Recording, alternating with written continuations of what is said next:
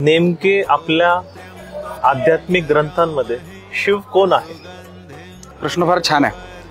शिव कोण आहेत असा प्रश्न विचारणारे फार कमी लोक आहेत. शिव कशासाठी आहे, शिव माझ्या आयुष्यामध्ये काय बदल घडवून आणतात, किंवा मी शिवाची भक्ती कशी करू म्हणजे माझ्या सगळ्या इच्छा पूर्ण होतील, असे प्रश्न विचारणारे खूप आहेत. तुमच्या प्रश्नाला खरोखर धन्यवाद. सगळ्यात पहिल्यांदा शिव कोण आहेत?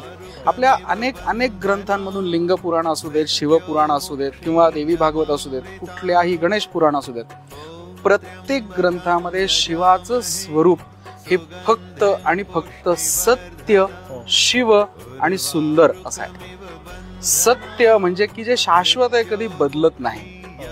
शिव याचा अर्थ असा की जो कल्याणकारी आहे, जो समस्त भक्तांचं कल्याण करतो, आणि जो सुंदर आहे म्हणजे ज्याच्याकडे लोक आकृष्ट होतात, असं हे शिवाचं स्वरूप आपल्या प्रत्येक ग्रंथांनी, मग तो ते वैदिक ग्रंथ असू देत, ते पौराणिक ग्रंथ असू देत, किंवा ते प्रचलित कुठल्याही बोलीभाषेतले शिवाच्या संदर्भातले ग्रंथ असू देत, प्रत्येक ग्रंथामध्ये शिवाचं स्वरूप हे सत्य, शिव आणि सुंदर, शाश्वत, कल्याणकारी आणि आकृष्ट करणार आहे.